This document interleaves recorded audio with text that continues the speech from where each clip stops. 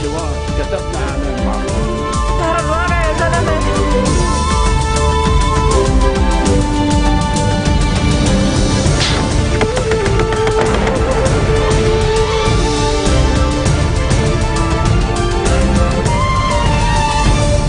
Bonjour à tous et merci de nous rejoindre sur Futur TV pour cette nouvelle édition de la rédaction. Voici les titres de ce journal. Michel Sleiman rejette une nouvelle fois toute prorogation de son mandat à la tête de l'État. Le président estime que les camps du 14 et du 8 mars ont tous deux commis des erreurs à son encontre. Calme précaire à Tripoli après un déploiement massif de l'armée. Le bilan des affrontements entre les quartiers rivaux de Bab el-Tebene et Jabal Morsen s'élève à 3 morts et plus de 30 blessés en 2 jours de violence. Alors que la Syrie entre dans sa 4e année de conflit, l'UNICEF lance un cri d'alarme. 5,5 millions d'enfants, soit toute une génération, souffrent des effets dévastateurs de cette guerre civile. Et puis à suivre également dans cette édition, c'est la réunion de la dernière chance pour résoudre la crise en Crimée. John Kerry et Sergei Lavrov à Londres, 2 jours avant le référendum sur le rattachement de la région ukrainienne à la Russie. Michel Sleiman rejette une nouvelle fois toute prorogation de son mandat à la tête de l'État. Le président libanais estime que les camps du 14 et du 8 mars ont tous deux commis des erreurs à son encontre. Il a réitéré son appel à la tenue de la présidentielle dans les délais constitutionnels, et cela dans l'intérêt de la nation. Sleiman a par ailleurs indiqué que le Hezbollah a été affaibli par sa participation au conflit syrien. Direction Tripoli où un calme précaire règne ce vendredi après un déploiement massif de l'armée libanaise. Le bilan des victimes des affrontements qui ont éclaté hier entre les quartiers rivaux de Jabal Morsen et Bab el-Tebene s'est alourdi à 3 morts. Une femme a succombé à ses blessures ce vendredi. Les affrontements ont également fait depuis hier 34 blessés, dont 2 soldats de l'armée libanaise. Ce matin, des tirs de francs-tireurs ont eu lieu sur les différents axes d'affrontement. L'armée a momentanément fermé l'autoroute internationale de Tripoli. À l'issue d'une réunion des notables de la grande ville du Liban Nord, le député du Courant du Futur, Mohamed Kabara, a rejeté toute tentative de semer le chaos à Tripoli. Les députés de la ville refusent que Tripoli soit transformée en caisse de résonance, assurant qu'il n'y aura aucune couverture politique pour quiconque. Le conflit syrien alimente les violences interconfessionnelles à Tripoli depuis plus d'1 an, des violences qui ont fait des centaines de morts et de blessés. L'ambassadeur d'Iran à Beyrouth a remis une lettre de protestation au Premier ministre Tamam Salam contre les déclarations du ministre de l'Intérieur qui visent la République islamique.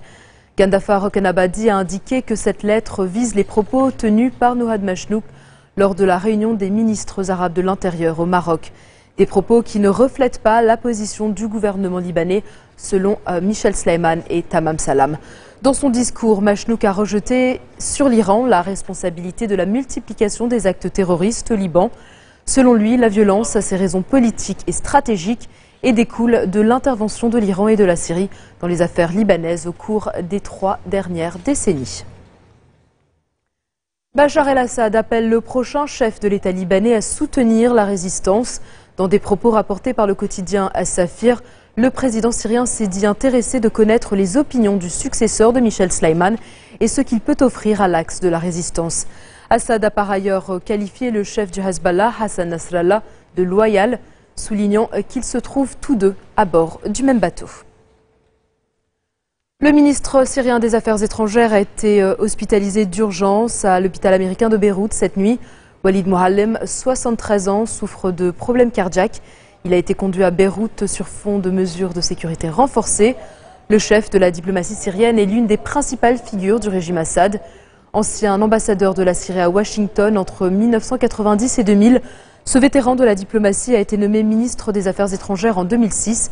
Il a mené la délégation du régime au pourparlers de Genève en janvier et février dernier, censé trouver une issue au conflit sanglant, mais qui n'ont abouti à aucun résultat.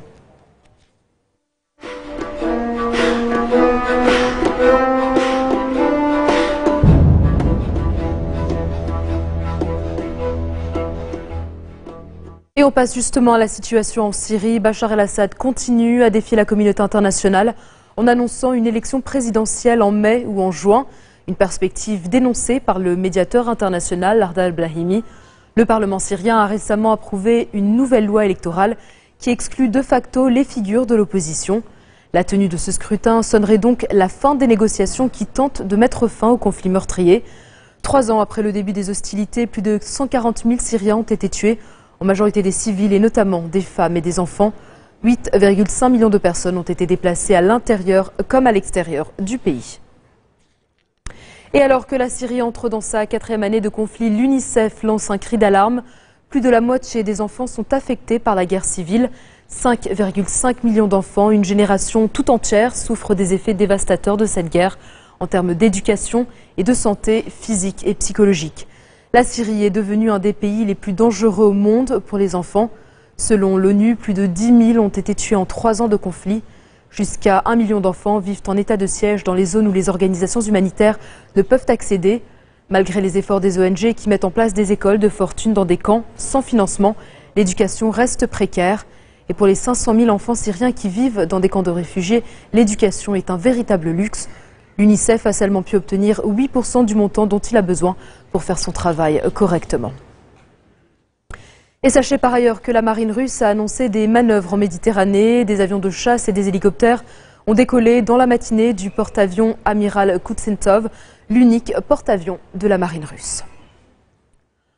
La mère d'un adolescent français parti faire le djihad et décédé en Syrie a créé une association de soutien aux familles de djihadistes. Il serait plus de 600 jeunes à avoir rejoint la Syrie pour combattre aux côtés des rebelles. Pour Dominique Bon, le but est de rassembler et de regrouper les familles pour être plus forts et agir dans le bon sens. Son fils Nicolas est mort le 22 décembre dernier lors d'un attentat suicide dans la région de Homs. Il avait rejoint les rangs de l'État islamique en Irak et au Levant, un groupe proche d'Al-Qaïda. Écoutez-la.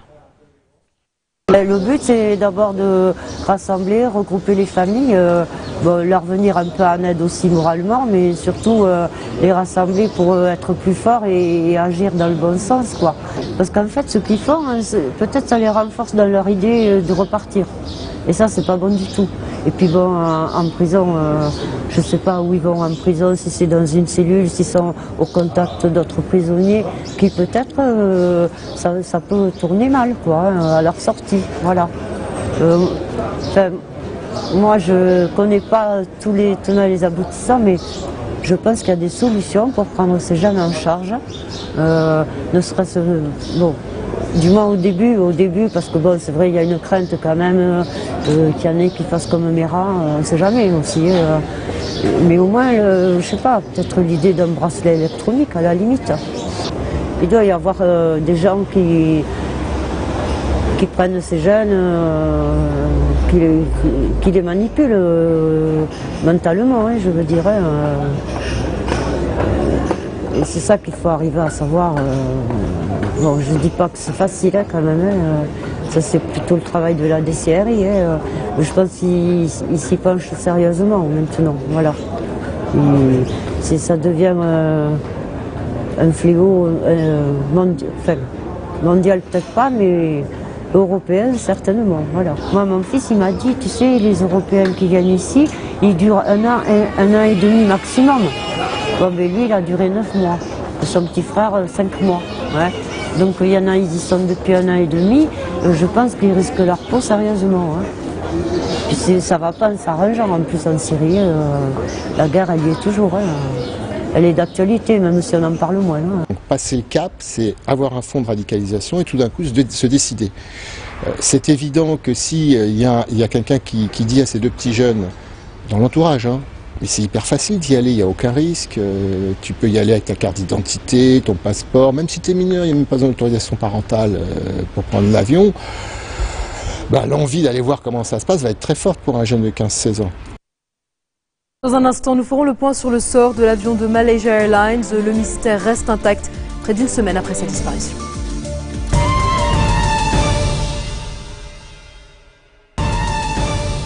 Retour sur le plateau de l'info de Futur TV. Près d'1 semaine s'est écoulée depuis la disparition du vol MH370 de Malaysia Airlines.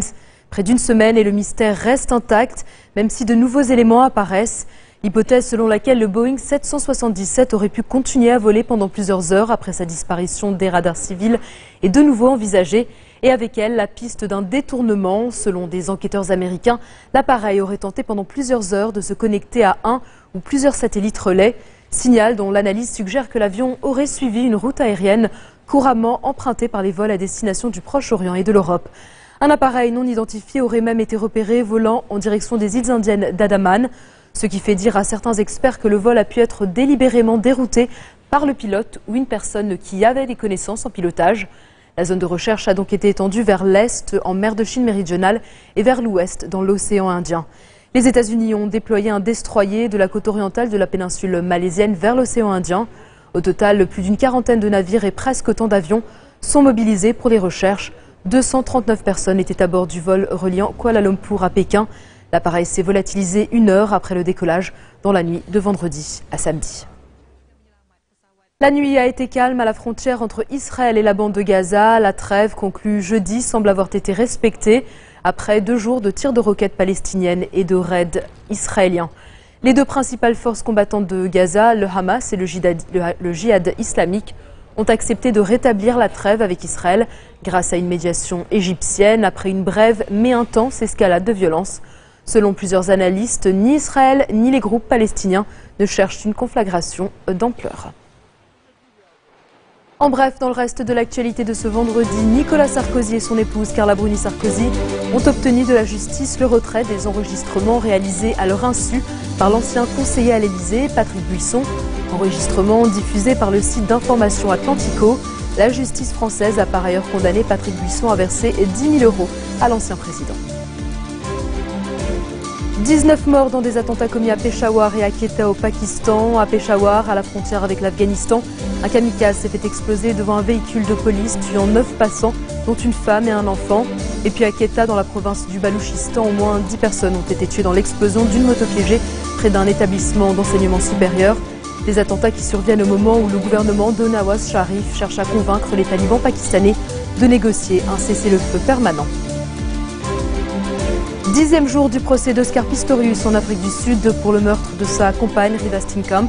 Appelé à témoigner, un ancien policier a assuré que les enquêteurs avaient manipulé l'arme du crime sans gants et qu'une montre de valeur appartenant à l'athlète paralympique avait disparu. L'ex-policier a également expliqué qu'il avait emporté dans son bureau la porte des toilettes à travers laquelle Oscar Pistorius avait tiré 4 balles sur Riva Steenkamp pour la mettre en lieu sûr. La diplomatie internationale et l'Ukraine retiennent leur souffle. Ce vendredi, les discussions entre le secrétaire d'État américain John Kerry et le ministre russe des Affaires étrangères Sergei Lavrov à Londres sont considérées comme celles de la dernière chance pour résoudre la crise en Crimée. Il s'agit de leur 4e rencontre en 1 semaine. Rencontre qui intervient à 2 jours seulement du référendum sur le rattachement de la région ukrainienne à la Russie. Hier, lors d'une session d'urgence du Conseil de sécurité de l'ONU, le Premier ministre ukrainien a souligné qu'il y a encore une chance de résoudre le conflit de façon pacifique. C'est la fin de ce journal. Tout de suite, le rappel des titres qui ont marqué l'actualité de cette journée. Michel Sleiman rejette une nouvelle fois toute prorogation de son mandat à la tête de l'État. Le président estime que les camps du 14 et du 8 mars ont tous 2 commis des erreurs à son encontre. Calme précaire à Tripoli après un déploiement massif de l'armée. Le bilan des affrontements entre les quartiers rivaux de Bab et Béné et Jab al-Mohsen s'élève à 3 morts et plus de 30 blessés en 2 jours de violence. Alors que la Syrie entre dans sa 4e année de conflit, l'UNICEF lance un cri d'alarme. 5,5 millions d'enfants, soit une génération entière, souffrent des effets dévastateurs de cette guerre. Et puis, c'est la réunion de la dernière chance pour résoudre la crise en Crimée. John Kerry et Sergei Lavrov à Londres, 2 jours avant le référendum sur le rattachement de la région ukrainienne à la Russie. Merci de votre attention. Retrouvez-nous tous les jours à 16h40, heure de Beyrouth. Dans quelques instants, la 9e commémoration du 14 mars, ce sera en direct depuis Le Biel sur notre antenne. Bonne soirée à toutes et à tous et bon week-end.